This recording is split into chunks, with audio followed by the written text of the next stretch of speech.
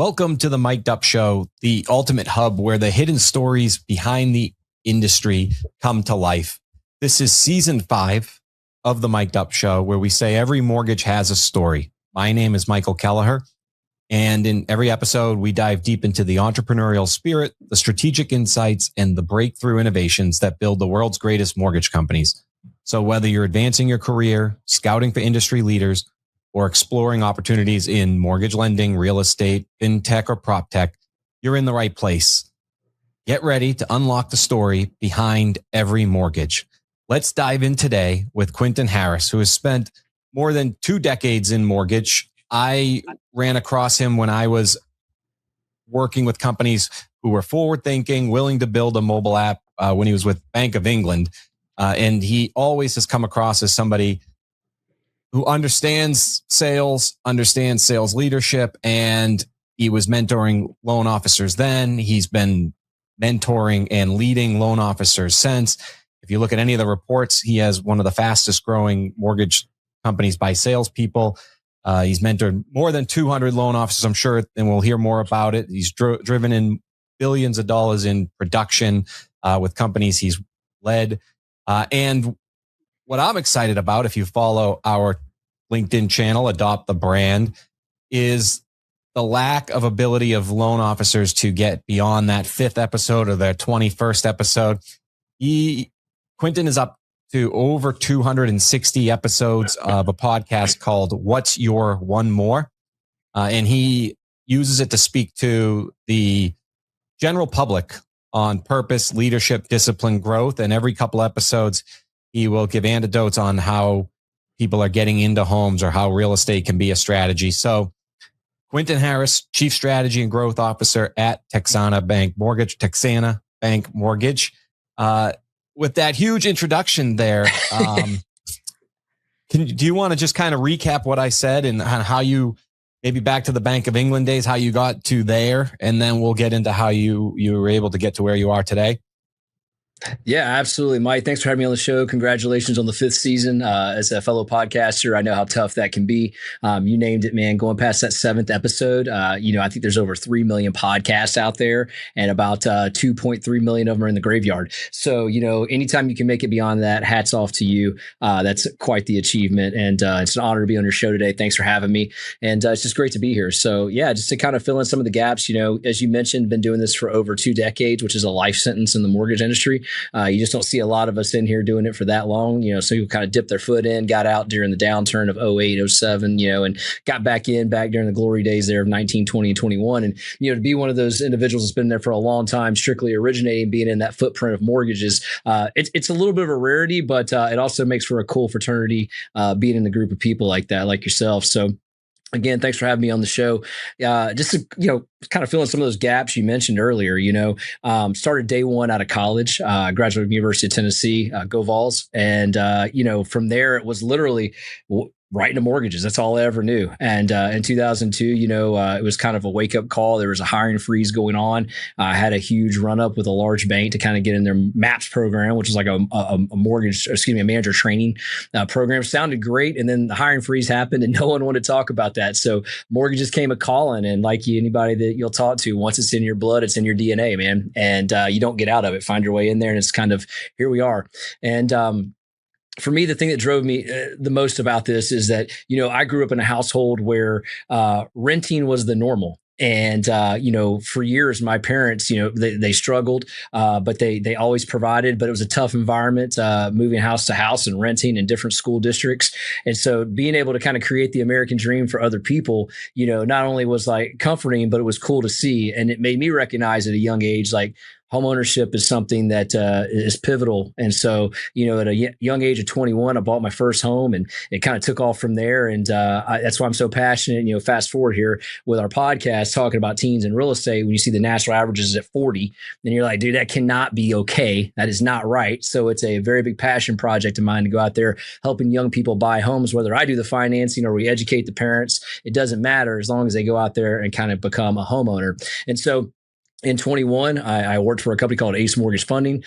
Quickly rose to the top. I had a very good group that helped kind of show me the way, and became the #1 loan officer for them in 22. And like anything in this business, it's promotion by production, right? Whether that's right or wrong, you get this promotion. It's like, oh, you're a producer, go be a manager. And at the age of 23, they're like handing me the keys of the kingdom.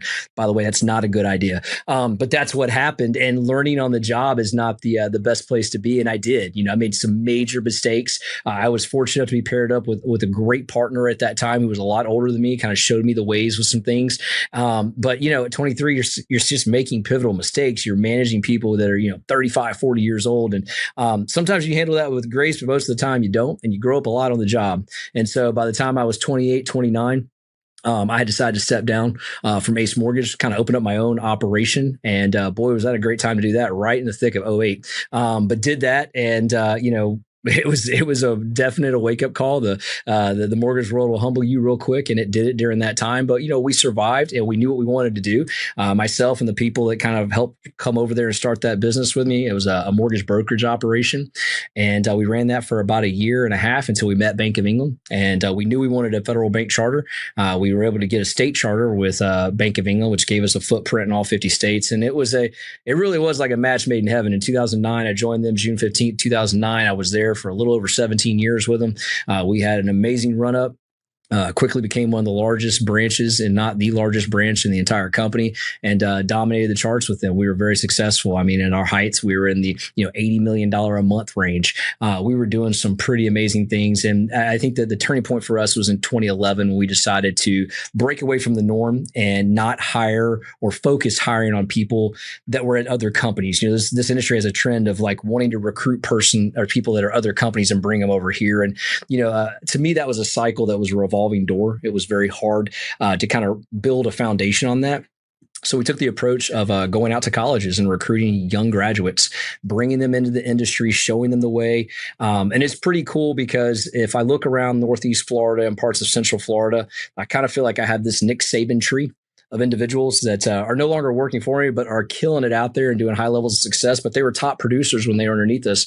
And we kind of taught them how to build businesses and taught them how to go out there and recruit, and taught them how to build teams. We were always known as, if you want to be in a team, you go over to Bank of England, those guys can build a monster team. And we did that with a lot of individuals. And, unfortunately, things happened at Bank of England that are beyond any of my control. Like all good things, they come to an end. And I found my way over to Texana Bank, and it's been a wonderful blessing to be here. They brought me in as a chief strategy growth officer, gave me the opportunity to kind of run the mortgage division and help grow it and grow their products that they have out there in one particular program called Rimlo, which I know we'll talk about later on after commercial break.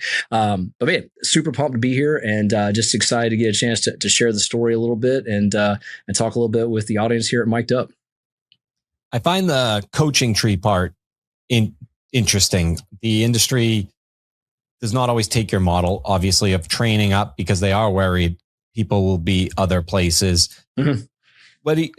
What is your advice to someone thinking of building that team and getting over the fear of assuming they're going to leave at some point? Yes. So we used to have this mantra that LOs either move up or move out. Right. And what I mean by that, before we started looking at the college route, was if you're an LO and you come somewhere, you're coming over there for two reasons. Usually it's going to be for pay, right? You're getting a higher payout, or the rates are better. You think you can close more. All that equates to more pay. Or the second one is you're coming because there's a growth ladder for you to move. Like you have the opportunity, because in the LO world, it's LO, maybe sales manager, team lead, whatever, branch manager. And it kind of stops there in the retail platform. I mean, and unless you get into a larger institution where there's regionals, and even then it gets a little sticky because the rates are padded by those layers of management. But I've had people tell me there can only be one president of a company, right? And there's like 15 LOs that want to be that person, but it's just not going to happen. So I feel like whenever an LO has a limit put on them in the form of growth, and growth isn't always financially, it's just personal growth. We all have a little bit of ego inside of us, and some of it's bigger for others than it is for some. But if that's not satisfied, they're going to go somewhere else to someone that tells them they can satisfy that. And whether that's the truth or not, that's the recruiting reality that we're in. And so it's hard to fight that battle, because as much as you generally want to help all 15 of those individuals in this scenario, you just can't do it, right? And not everybody's just going to understand that. So they're going to move on. by hiring new blood into the industry, it comes with a lot of different byproducts you're not normally accustomed to seeing, meaning that it's going to come with more enthusiasm about having that first job. And it's going to come with the knowledge of, okay, whatever this underwriter asks for me or whatever, my upper management tells me, like, I just go do it to get the loans closed. And by no means am I saying they're subservient. I'm just saying that they don't have any habits and history to tell them different. And so it does make that growth process a little easier as a foundation, but also this person can go from entering at the ground level. They're not expecting to come to UPS, be the truck driver and the president in 1 year. They're just not expecting that.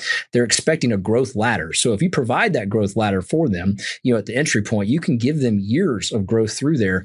And, it's great. It's a great relationship and gives them an opportunity to grow. And then at some point, you got to recognize that some of these individuals, they're going to expand their wings, whether you like it or not. Of course, you don't want them to leave.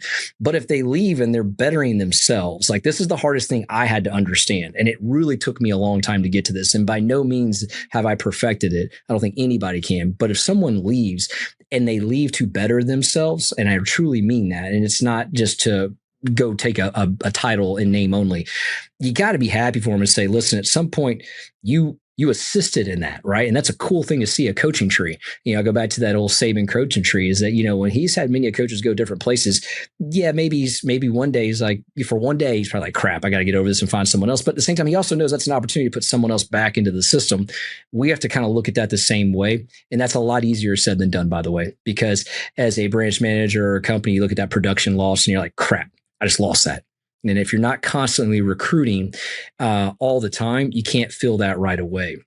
I had a really good friend of mine, you may have heard of him, John Gordon, who wrote The Energy Bus. And so I hired John as a personal coach back in 2005. He was actually on my show, episode 40. We talked about this when I hired him, when I met him. John had written The Energy Bus, but he had been turned down by 22 publishers. And he gave me this manuscript. And I remember reading it. I was just blown away. I ended up hiring John. And at the time, he was working with Pete Carroll at USC.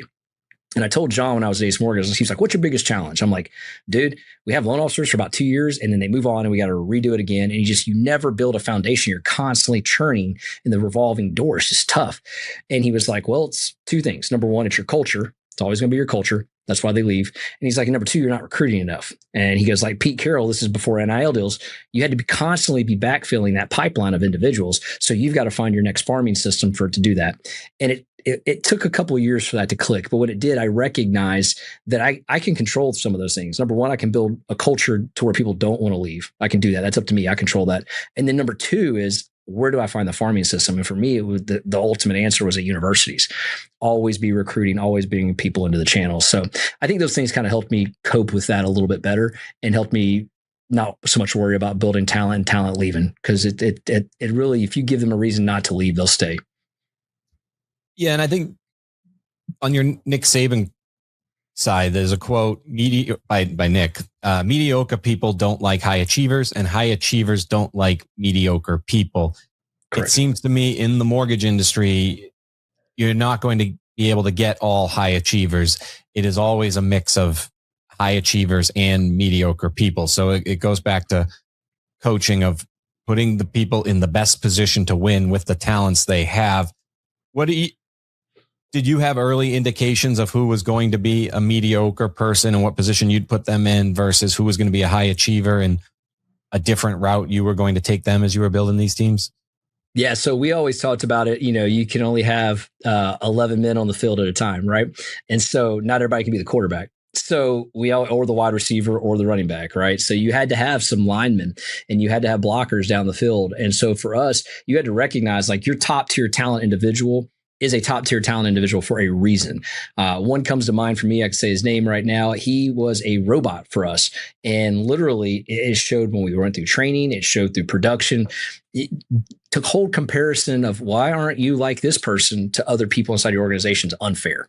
Like you just cannot compare someone to that, because you're going to set everyone up to drive themselves crazy or for failure, or they're going to quit. Right. And if you're constantly putting that person as a measurement on a pedestal, again, people are going to throw their hat in the ring and be like, I'm never going to be this, on to the next organization. So what we did is we always said, measure by your strengths. Measure by your capables, right? And this person who happened to be this robotic individual, wasn't married at the time, didn't have kids. Hard to compare that to someone that has responsibilities outside the organization that they have to do. So what we always try to do is say, work within your means, right? And we always had minimums never set per contract. But if someone wasn't doing their job, that's different than comparing them to someone that's off the charts, right? So we always try to pick a lane that the person was successful in and compare them to that, never to like the top performing individuals and how that's going to work out. So they have the benchmark. They are something to sort of understand. At some point, there's probably a fork where they want to be originating more units, making more money. Sure. Or their goal is to get into management, so they have to make less uncomfortable calls, because you have to get out of your comfort zone to get to each level, to level up. Did you create pathways for both paths, or was it just be better and we will grab you when the time is right to be a leader? Yeah, it never failed, man. It's like a cadence. It was so predictable that if one person got a team member, there was like a group of people that like, oh, I want a team member. I want an LOA. I want this. I want that. So we had to create metrics for that. That other than the fact of, oh, well, hey, you get one. It was not like the Oprah show, right? So you literally have to say like, hey, listen, here's the metrics. You show me that you can achieve this. I always use, my favorite term was create the problem. I promise you I'll go find the solution. Like, just give me a problem to solve. I'll find a solution. Sitting around saying you got the I wants is not a problem. So that was our biggest thing is, hey, listen, comparing you to your peers, peer-to-peer comparison, just like banks are, just like IMBs are, how does it look? Right. And if you're comparing yourself to LOB over here, who's doing $4 million a month, who just got an assistant, well, this makes sense, but you're doing 2.5. What are we talking about here, right? So it was easy to set metrics on that and standards. And then as far as moving up into management, it always went to, hey, who can you mentor, right? Because part of managing, a lot of it's mentoring. And if you can't mentor someone new we brought into the organization, like if you brought them in and they're just floundering, you're probably setting yourself up for what it's going to look like when you get into management. So we always had test cases, whether they knew it or not. Everybody was being tested, including myself, at all times, because it was just an opportunity to show that you could rise up to the leadership.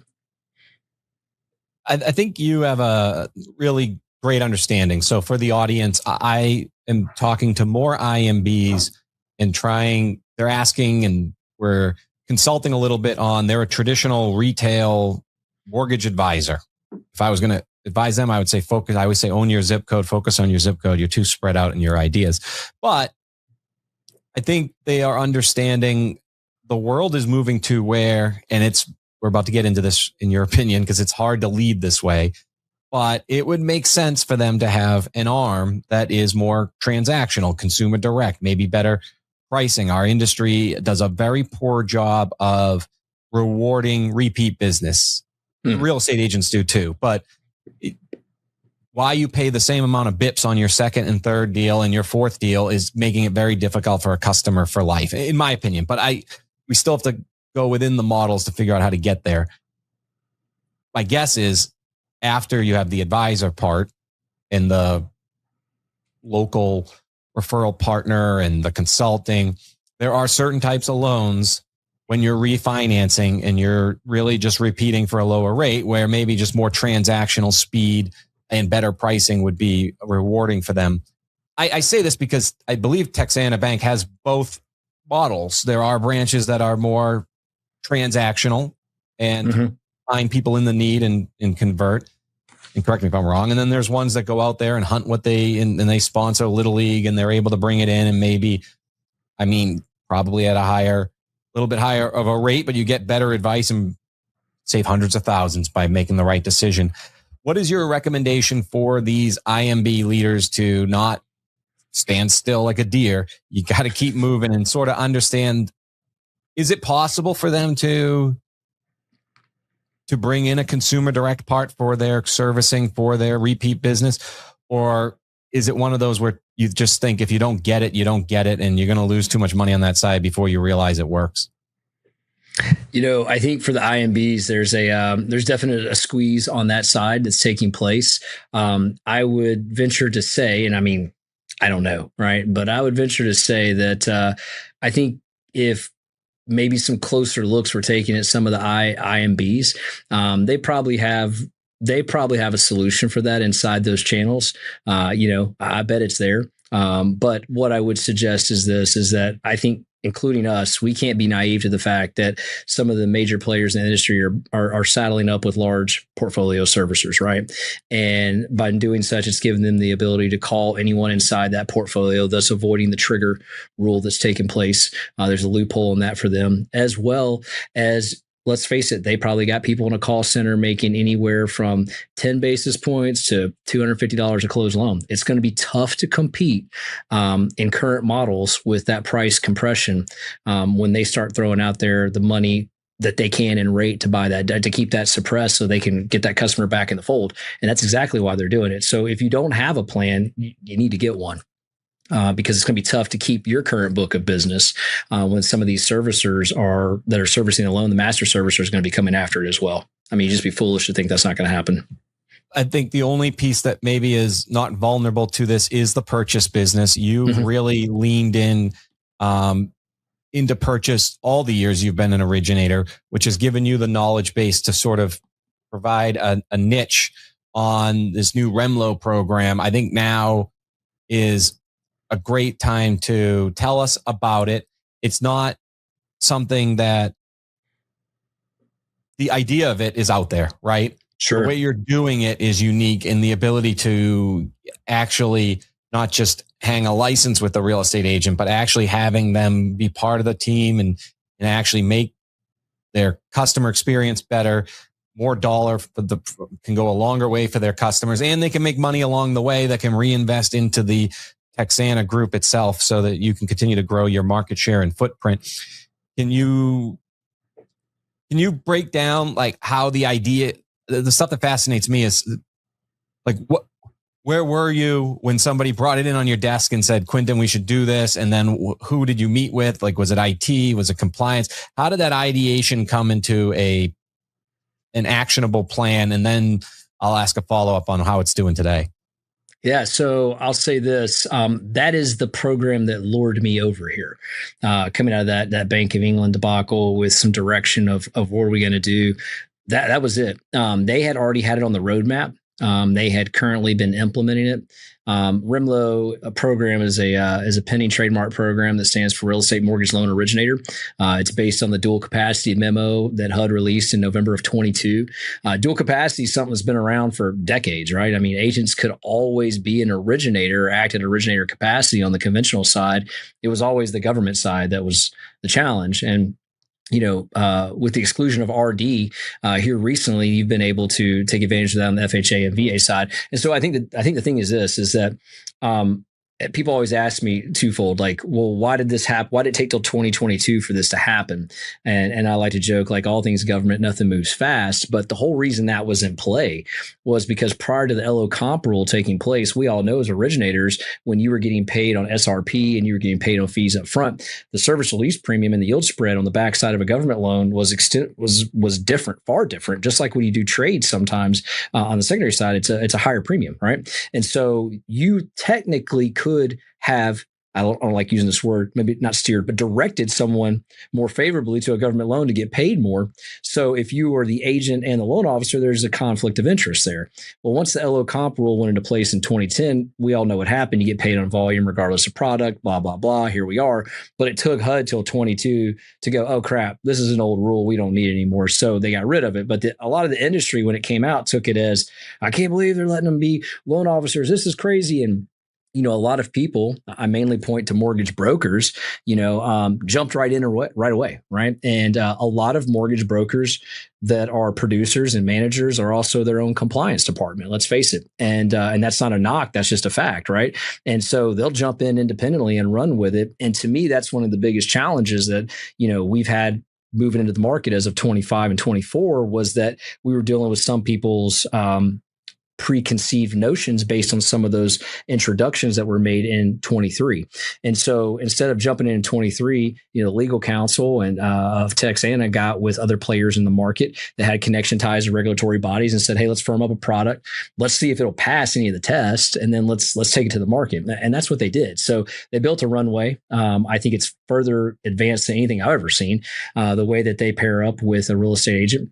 and they adhere to the rules that HUD provided from 1998's guidance of that of an originator. And what we found under those guidances is that a lot, if not all, of the things that HUD requires, a real estate agent does automatically. They do it right now, even if they're not even licensed. They're doing unlicensed originator activities. And it's just because it's what the industry has moved towards. It's not because they're trying to do anything irregular. They just do it naturally. So for us, it was an easy transgression to say, hey, listen, you're already doing a lot of these items. And the one thing that we think you're not doing, we can show you how to do real quick, real fast. And in doing such, you become a W-2 employee of Texana Bank. And now you're at ground zero of the loan transaction, because we know a lot of agents deal with the last minute, we got a problem. And it's always like, well, why am I just now hearing about this type conversation? Well, now you know when it happens. You're at ground zero. You have access to underwriters. And I tell agents all the time that are like, oh, gosh, I don't want to be involved with the underwriting process. And I don't know that I'll be able to know all the guidelines. I'm like, guess what? There's only one position in the whole bank that needs to know underwriting guidelines. That's an underwriter, because they're the only ones that have access to sign off on items. So originators, don't have to know that. Some loan officers have learned them over time, but it's not because they dove right in and said, I'm going to learn all these products. They just have learned it over repetition over time. So it's just become second nature to them. But as we tell the RIMLO, you're going to be paired up with an experienced loan partner, and that loan partner is going to have a lot of those access to those things that you're worried about. They're going to know to help assist during the process. And in today's world, post-COVID, everything is done online now. I mean, we used to make it mandatory. Talking about Bank of England, you had to come in the office to sign the respite docs. We needed to be face to face. Those days are gone. So everything is online, and everything is transactionally different than what it was. So this process that we have in place with our RIMLOs is just a natural progression of where the industry's headed. The talking heads that I talk to, I think sometimes kid themselves on the speed of a purchase transaction. If you're coming to me, Quinton, I'm just pre-qualifying you for how much you can go out. There's plenty of time between then and when you find your property that I can go talk to the U of Texana or the underwriter and actually get into the details of what would be the best program. Plus, I'm going to be driving you around too to show the property. Plenty of time to find out more about what you're looking. Do you think other parts will go more online? Like where do you see homeowners insurance going? That's going up. Do you think that will be sold by the same agent? Like, how do you look at or do you think it'll be just one huge waterfall of many, many choices in the future? I think it's state specific. I mean, you look at Texas, Florida, the coastlines.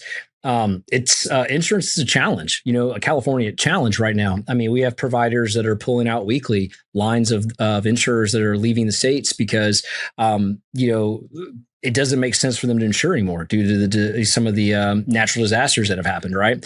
And the ones that remain have just it's almost like the mafia. They got together and raised the cost together one day, and everybody got an increase across the board, and you shop it and everybody says the same thing.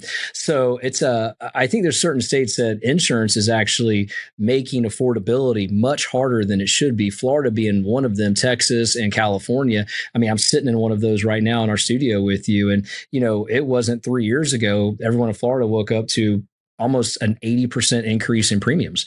And that's something that really hasn't come down since then. Even though we're slowly getting more providers, we're not getting the relief to go with it. A lot of that has to be state legislative, put in place to kind of protect the homeowners. They're working towards that. It's just not done yet. To answer your question about a waterfall, I mean, I actually asked a couple of agents that I know throughout the country. I'm like, hey, what can we do? What can we do to like just plug in a certain amount of information into Encompass and you kick out some of the best quotes, kind of like that Progressive commercial, right? There's just so many factors that go into a quote to make it like it's almost worse than a mortgage. If you're not getting all the details, which as loan officers, we're never going to ask those questions. We don't know them. You're not going to get a waterfall kick out. So it's really going to come down to the person calling their insurance agent, going through it. And it's going to always be some sort of insurance provider in the middle there doing that. But do you think consumers like those new platforms where you can at least get a basis point, like understand what the national quotes are? So when you call your local person, or if you get a little bit procrastinating, you can just go with one already kind of put there for you. Is that, I'm seeing that there's different name brands, different flavors to the ice cream, but that seems to be an example of what you were saying, where home inspections, insurance, a lot of this at some point will be online. Yeah, I think insurance is one of those products like no one wants it till you need it. And so I think everyone shops for the lowest and then recognizes when you need it, that might not have been the best. So it's hard to convince a borrower in today's world that the lowest everything is not the best, right? You're always fighting up against that race to the bottom. So I don't know. I think it's almost a dangerous proposition to put that in front of them. Just like this, think about it when a borrower goes looks at rates online. The disclaimers are so little. They don't know, they can't even see it, right? So they don't know that there's 2.5 points associated with that rate. They just see that rate and they want to know why they can't go get it. We tell borrowers all the time, like, you give me a quote, I'll go find a lower one real quick. Every single time. But the details, the devil's in the details, and they don't care. You cannot explain that to them enough. So I think with insurance, it's going to be even worse, quite honestly. Yeah, I think we're trained now to go lowest price. We have a projector we got on Amazon. It's for the price. Unbelievable. Beautiful up against the wall, but no one really like the details in that piece would be the volume on it. There's no external speaker. So you have to be real close to it. So you got a great big view, but you can't go too far. And no audio plug in, and the bowl breaks after 2 runs. Yeah, it's like somebody I talked to, their sub pump broke. If your sub pump's not covered, you didn't know you need it till you need it, and you can't go back and get it. So, I think we do have some vendors in this space and in other spaces that try to make either the lender's job easier or the consumer's job easier.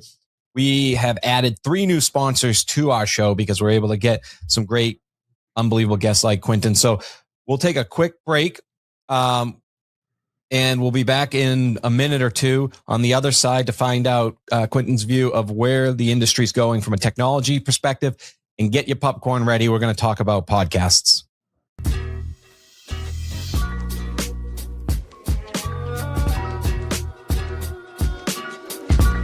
Verifying income for all your applicants means you need roughly 23 different vendors and waste hours and hours of your team's time. But with TrueWork, it's just a single place for all your income verification needs, so you get the most advanced VOIE solution. TrueWork combines all major verification methods into a single, easy-to-use platform to give you a completion rate of 75%, cutting your costs by up to 50% and getting real results for your team. TrueWork, your one-stop shop for income verification. Click, verify, repeat. Talk to our team today. Cyber and wire fraud. Can you afford the risk? Today's automation and technology-based trends demand solutions to fraud threats. Funding Shield provides lenders and investors real-time transaction-level verification, certified wire fraud protection to protect loss of funds at closing due to cyber-based and other threats. We help improve your bottom line through fraud prevention, risk management, and validating the parties and documents involved in mortgage closings. Prevent fraud and theft on your closings. Covered is the digital insurance agency built into the mortgage platforms you're already using. Covered compares options from 65 plus regional and national insurance carriers and delivers the top options to your borrowers right inside your existing workflow. On average, borrowers save $1,240 when shopping through Covered. Now you can offer that too. Visit itscovered.com to learn more.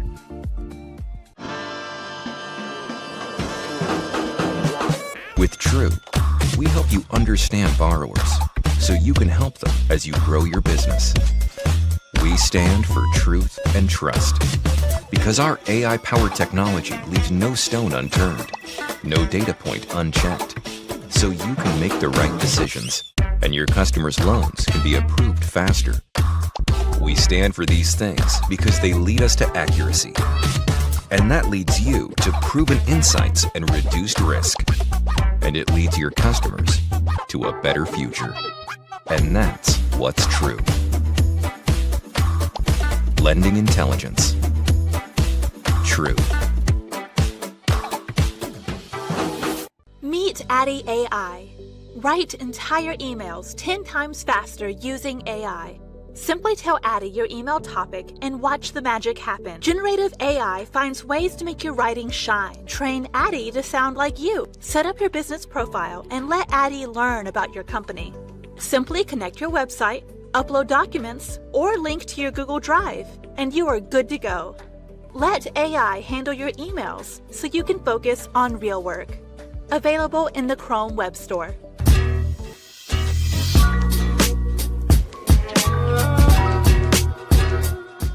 Well, there you have it. Some amazing sponsors. Covered Insurance does a lot of what I was speaking about, and there are ways to embed the insurance into the process.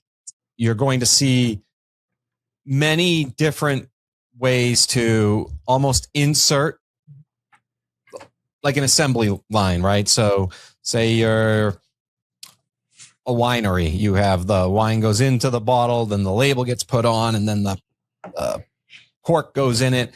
And say you decide you want to start testing the acidity of it, then you would insert that into the conveyor belt. You don't do it separately.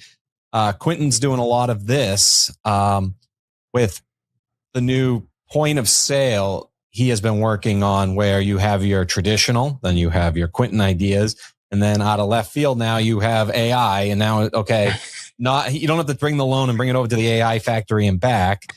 The AI now just goes into the line. And I mean, this is the future. Lenders with the ability to not focus 90% on the tech and 10% on the customer's optionality will lose. The people that are 50-50, keeping it in mind, because the AI can move much faster than the consumer side. So if you accidentally work too hard on AI and you wake up, you're 8 football fields ahead of where you can take the actual. You got to kind of coach consumers, and you know that better than anybody. Sure. So tell me about when you decided to really get into helping build this idea of ideation to disclosure, we'll call it, versus just letting the vendor do it completely and trusting that's where you wanted it to end up. Yeah, I think, when you hear AI, there's a couple different ways to look at that, right? I think a lot of people think of chat. They think of Gemini, all the platforms, right, as AI, data in, data out. On the lending side, there's a couple of components we have to take into consideration when we think about AI. Number one, sometimes AI gets misconceived as automation, and people call it AI, but it's really just automation. And that's not really AI. That's just moving things along at a faster rate, right? Allowing more workflow per user. The other one is, what are your AI policies? And are you putting a customer's information in a space that A, they've given you permission for? B, is it non-public private information entering that space? And C, do you control that space? And I think that's something that a lot of lenders are not asking, and the ones that are asking are not in the AI space because they're asking that question, right? And so I think that's real important. And so, for the record, our AI space is in pilot. We have not released it because we are building a governance and a compliance feature on the backside that is going to protect everything I just described. And currently it would be, from what I understand, the first of its kind. And when you take a look at the agencies, meaning Fannie and Freddie, they have that ML policy, right? That's what they call AI's ML, machine learning. And they're very, very upfront, forthright about what they think about that and measurements and things and safety and soundness that you have to do. And I think it's a reason why you don't see so many larger institutions in that space. Again, I'll go back to maybe the broker, and I'm not picking on brokers, just a reality. You're a producer, you're a manager, you're the compliance department too, right? So you're jumping all in AI with this space. But I see a lot of people online saying, look at what Claude did for me. Look how it changed my life. Real estate agents included. Like, did your customer give you permission to put that information in there? Or did you just do it thinking it would help you out? I personally, I look at, could this be the next, could this be the next field of people lining up down the road for a potential class action of their information being put into a space that they didn't give you permission to? I do think that's a worry in our industry. And I think some people worry about it more than others, depending on what's at stake. But getting more into where we're going with that is, if you can build something that is compliant and governant and stops that from happening, you own that space. It doesn't leave. It's encrypted. It stays inside your organization, just as if the customer put their app inside your organization. Nothing's different. And I think that that's the big challenge that I think a lot of people are facing. And I think we have found a very unique solution to that. And the team that we've partnered up with that has been incredible. over at Mortgage Automation Technology. And I think that group, hats off to them, is paid in the way, right? And I think that's going to be a big difference in how this is done. But when you go back to your question about point of sale, AI, and technology, I think that the customer, there's we deal with all ranges of customers in the mortgage industry, right? Ages, all different generations. I think there's certain generations that want nothing to do with AI. Heck, sometimes they don't even want to put their information online. That's going to be a very resistant group, and you learn to adapt and help them out, right? Then I think there's a group that's comfortable being online, but don't want anything to do with AI. And then I think there's a group that could care less either way, right? The younger generation coming through is not as they're not as worried or consumed with it as maybe the other generations. But I think that putting that information online has become the norm for a lot of people. I'm willing to bet that, I'm making up a statistic here, but I bet 85% of all applications are put online at some point. And then I think that it's called agentic AI. That's the term that I hear used out there, is where maybe the customer is talking with an AI, an AI rep or an online AI questionnaire and filling out a mortgage app, right? And I think there's going to be resistance to that amongst more people than adopted. But at the end of the day, what you can do though is you can create a workflow that is more powerful for the user, the person that's actually doing the loan and the processor doing the loan, and provide a superior customer experience because of that. And I think that there's things that you can do. Your commercial with TrueWork was a great example. Now you're syncing up borrower information to the loan app. You're gathering that. Therefore, the borrower doesn't have to provide pay stubs. They don't have to provide W-2s. You're probably going to get a day one certainty, which makes the underwrite easier, which makes the borrower's process easier. There's a lot of things that go into that with that automation, some people call AI, that automation and workflow technology that helps. And I think that's where the big lift is, because you talked about margin compression earlier, that if you can have people in a company be able to do more, and I don't mean work harder, I mean do more. They're still working 8 hours a day, but now they're doing more. They're probably getting more bonuses because they're doing more files, so it's a win for them. The customer's workflow is a lot easier, so it's easier for the customer. It's a better experience, and the LO can close more loans. So I think that that's where the win comes in. Underwriting can do more capacity, et cetera, et cetera. So I think when you take a look at those factors, that's where the win with this comes in. But I do think there should be caution in the wind, if you may, about the AI and how you're using it. I think there's a couple of vendors, that I've vetted here that were like, man, we can record your phone conversations. We can use your voice, and then we can use that voice to make another phone call to a borrower and you not even be there, and it will make the pitch for you. I mean, there's a lot of things that could go wrong with that, a lot. And more importantly, like if the customer has to be involved in that, I give you permission space. And to this vendor's credit, there was an opt-in, but still, I've seen some vendors where it's not an opt-in, and that's scary as all get out. Yeah, I'm heavily involved in this space, and right. I think, and I'll explain. I think what you're doing is the recipe to win, but not the way I think most people would envision it.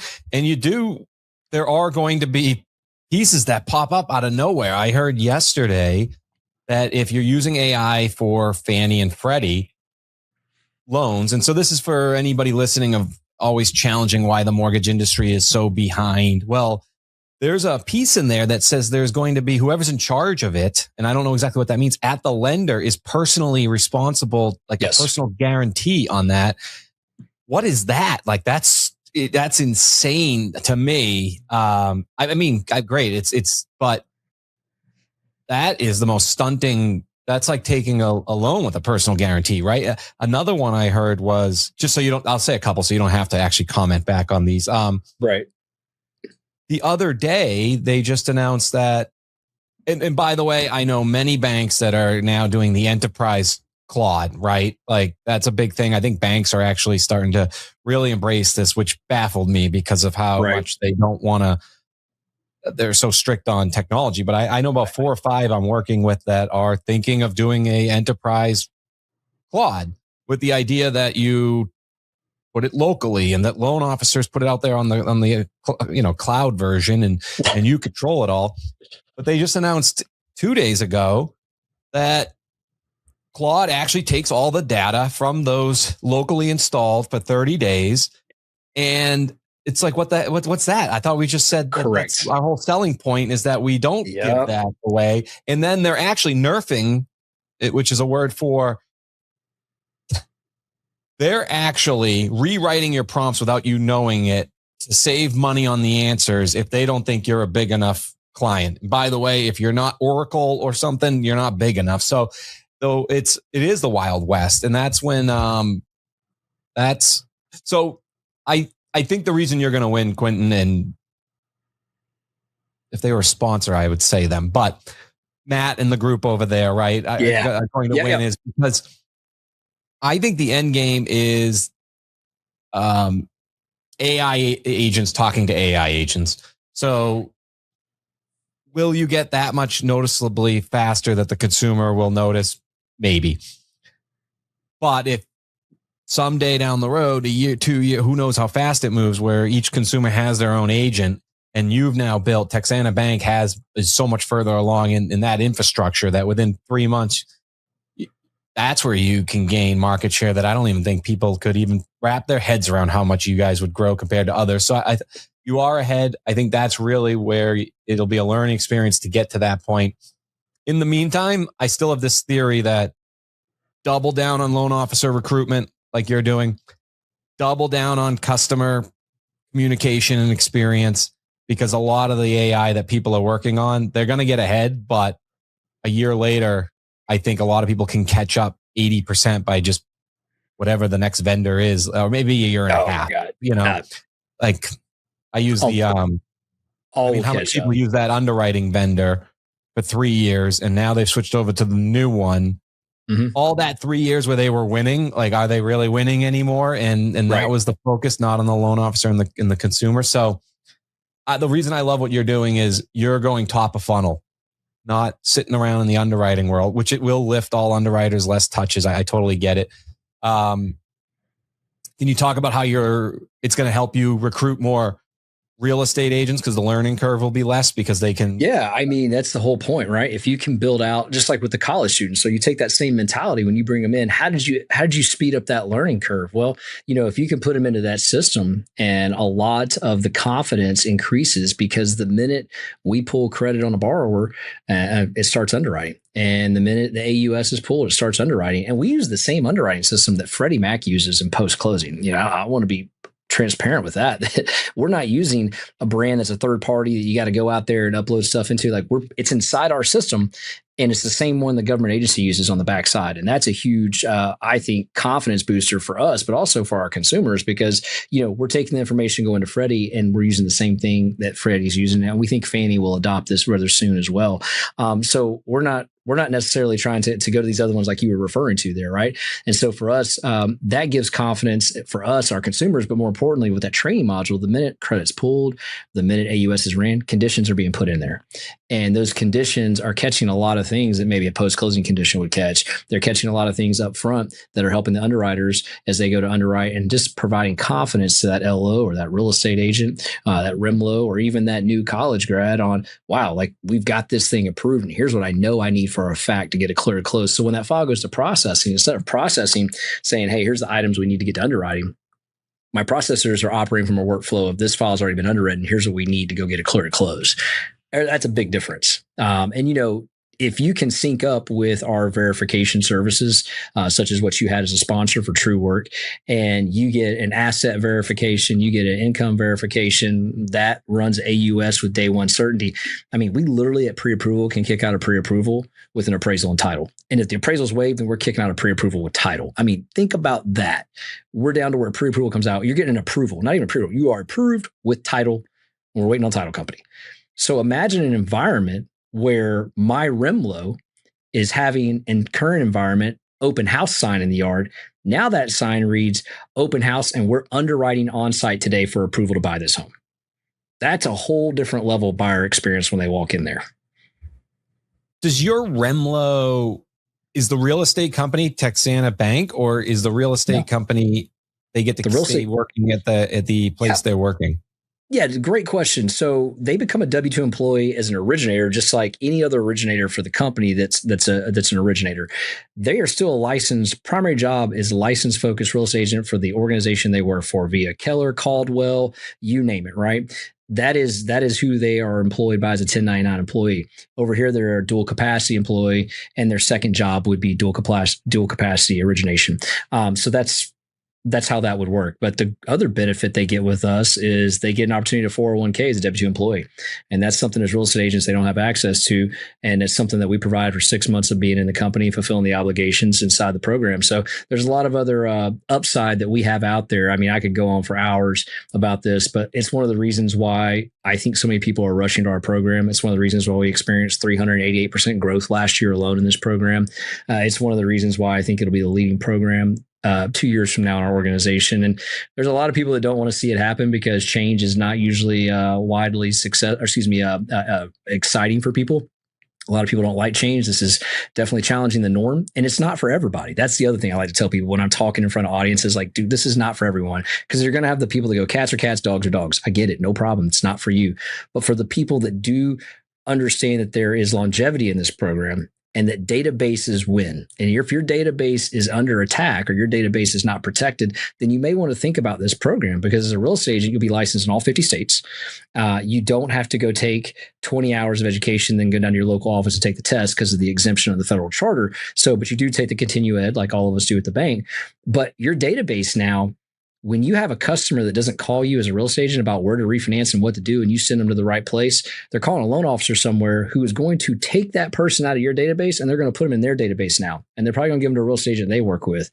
That's something that you spend a lot of time and money, but you're not protecting. We're going to offer you an opportunity to protect that now, because we will give you the compliant, appropriate information to send out your emails. But more importantly, we'll take your database, we'll put it in our system, and we'll help you mine those refinances before they become someone else's.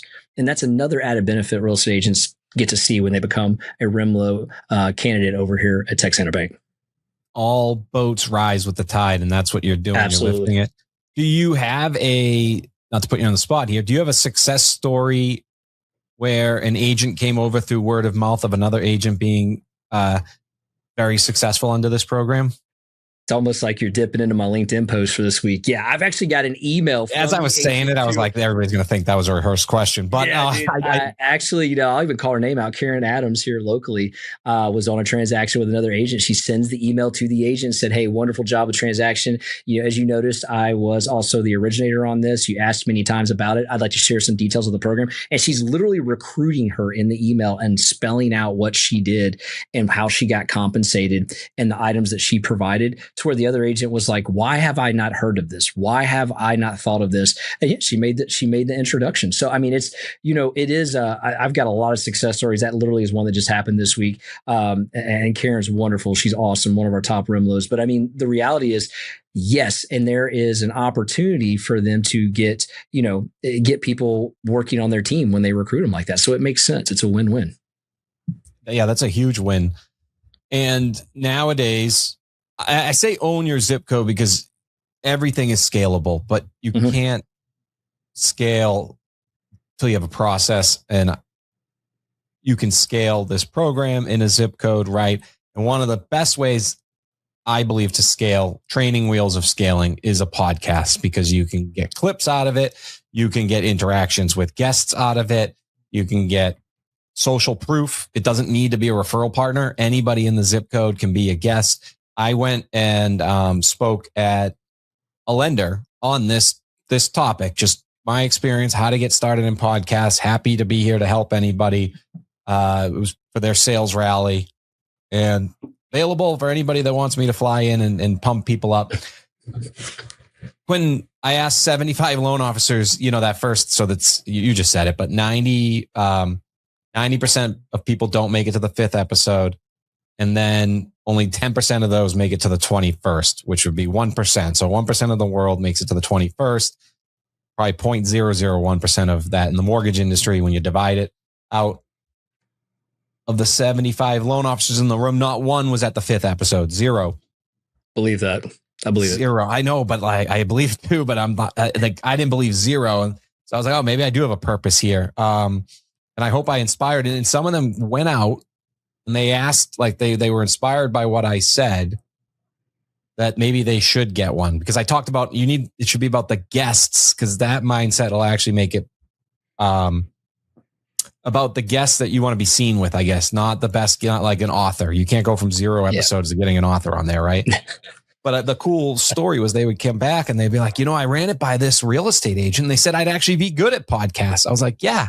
So now that you feel good, go do it. I guess I try to articulate this, but what would like the confidence you now have in your 250th episode that you didn't have in the first 5 on what you were going to talk about, how long you were going to talk about it, whether people were going to actually listen? Can you inspire our audience to get on the podcast train and maybe some quick hits on ways to get there faster? Yeah, no, I'm laughing because my producer is sitting right across from me over here, and I noticed you've got yours online with us as well. And I think hats off to them. You know, without someone as a wingman helping you produce the show, and it doesn't, you don't have to spend a fortune for this, but you need to have somebody. They also motivate you and keep you going, right? If you're your own producer, you got to edit your clips, you got to do your things. Like that's a daunting task, right? And there's some services that allow you to do it, but those individuals that do a really high level of that, they're worth every penny. So, I'll first start hats off to my producer, Charlie Walker. I think he's one of the best in the business. But with that being said, my piece of advice is this, is that you don't have to, not every episode has to be a home run. Like you don't have to come in and go, man, I killed it, or man, that sucked, or man, I think just consistency is what matters, right? Get it out there. You're going to get better in time. You're going to have some episodes you think are a home run and like no one's going to watch it. Like it makes me laugh because it's a lonely echo chamber, man, because you go out there and you drop something. You're like, man, this sounds great, looks great. Everybody's going to listen. And you start looking for your views. You start looking for your episodes and you're just like, you can get deflated by that. Just turn that nonsense off and just keep going, right? Because I will tell you, someone told me after a year of podcasting, you'll have enough clips. You don't have to do another podcast for another year. Like you could just keep going. And they are right. And also there's metrics that once you reach 100 episodes, your listening count, and that's what measures the ranking of your podcast, it starts to really, really amplify and go through the roof. We had a guest on, when I first started podcasts, we had a bunch of people do solids for us throughout the industry, and just some well-known people do some big things for us. And we were like, man, everybody's going to watch this. And it was like, no one, right? It was early on. We re-released that episode on the anniversary of when we did it. And it went off the freaking charts. Like it was one of our best episodes and we did it a year earlier. So, I'll say that don't get discouraged by the numbers, and always be thinking about topics and just come in and talk, ones by yourself are just as good as with a guest, and just be passionate about what you're doing. And, if you make a way for it to be a lead generation tool, great. If not, then just make sure your message is valuable for your audience. Yeah. And it doesn't need to be the longest, right? I think consistency is more important. Ours is too long, but we have unbelievable people, and I'm obsessed with hearing their stories. But I would just say, traditionally speaking, I think 25 minutes is probably a sweet spot. That's the sweet spot, 15, 25. Yep. Yeah. For us too. We've learned, or this season, we're focusing on the short clips because they do hit and bring them back to the longer episode. But I think if you do vanity metrics, you're going to discourage yourself. I think the power is in the impressions, like the people that know I interviewed you, Quinton. People will come up and say they say they saw it because they're being polite, but they're saying they are aware of it. And all those conversations that start because of that are value. Like anything could happen out of those conversations that wouldn't have happened if you don't keep doing it. So that's the message I say to loan officers is don't get stuck in the vanity metrics. You'll quit. You'll quit, and don't come in talking about mortgage products. Like don't come in doing that stuff. Bring something of value. I remember I had an Ella that worked for me that did a podcast, and it was called Burger, Brats, and Brews. And he would take a real estate agent and they would go to a local pub that did that. They would spotlight the pub that was there and they would work in a couple of stories, right? But it would never be real estate, like hardcore mortgage driven. And, there's just, no one wants to hear that. Like nobody wants to hear that stuff at all. You had a great one the other day about the college trip that you took, your daughter's graduation. Yep. That people would want to keep, they can picture themselves at their graduation, another graduation, and they can drift off a 2-1 buy down. It's very hard to drift off to that, right? You'll drift off, you'll drift completely off. You'll turn the whole thing off, The other thing I'll say is this: if you're podcasting, just make sure your audio is good. If the audio sucks, metrics say after the first 30 seconds, it's dropped. So just make sure you got some quality audio on there, because that's more important than, than the content. Yep. And if you're doing video, Anch, my producer, always reminds me, the lighting is important as anything. So that's why you see my background the way it is I'm trying to maximize front lighting, and prepare your guests to not fail. So tell them about the optionality of a mic without intimidating them. Tell them audio is important. They can use one of the AirPod type, the physical ones. Tell them about lighting. Tell them if you're not going to allow them to have a virtual background. Practice with them to get on StreamYard. I think that is the other thing that scares people away is loan officer finally gets that big real estate agent on there. Something goes wrong. It's the first time they encountered. That's why reaching out to a Quinton myself to help, just advice like it's okay. Things mess up, and I know it's the end of the world when it's your top agent and happen to be the one that didn't work. I get the pressure. Like there are certain people in this industry when I am as a guest, I've done it 100 times and I'm just so worried their audio is not going to work or they're going to be firewalled. But it's so funny you say that. Every time we have Dan Habib on our show, we can't get the audio right to save our ass. It drives us nuts. But I can have anyone else on the show. It's good. It's not Dan, it's us. And I don't know why. It's always like 15 minutes where he gets on. He's like, well, I got to go. I'm like, Dad gummit. But it happens, right? And now it's just a running joke when he comes on because he's like, oh man, is audio going to work? I'm like, probably not. Probably not. Yeah. Dan. No, absolutely. Before we end the show, do want to give one final opportunity for you for a loan officer out there that has never really heard of Texana Bank, and now goes on one of those data providers, about 5 of them, looks you up and says, oh, geez, look how many loan officers are going over there. Look at the production. I didn't realize they were that big. Why should they come to Texana Bank and be part of your team? Well, we're the quiet company right now. I've had a lot of recruiters tell me that. They're like, where'd you guys come from? Like out of nowhere. And you guys get it right now. And so the buzzword in the recruiting word is transparency right now, right? And I don't think some people even know what that means based on some of the items that I'm hearing when I talk to recruits out there. But a lot of people right now work in a retail model or IMB model where they don't control the pricing. They might have margins, but they don't control pricing. The bigger controls at the corporate level where the knob moves up or down depending on what they need for profitability. With us, we publish our margin. It's locked into your contract day one. And then what you put into that is additionally yours, but it never changes on our end. And I think that's transparency at the highest level. Also, every decision we make, every tool we bring on, we are lowering the cost of everything we do so that we can put more back into our rates to give you a better opportunity to win at the street level. And that's transparency. And we show that and we publish that every single day, every single meeting, every single time we're around our team members. And I think that is the difference in transparency, is that we have nothing to hide there, and that we want everyone to know every decision we do is for their best benefit at the LO, REMLO, and branch manager level. And I think that that's the biggest difference at Texana. We have all the products everyone else has. Heck, everybody shares the same one, but we have one unique program no one else has, and that's REMLO. We talked about that earlier. So if you want to come to a place that's going to provide additional opportunity for you, if you ever walk into a real estate office and the door's been shut, we got a preferred lender. Oh, we work with someone already.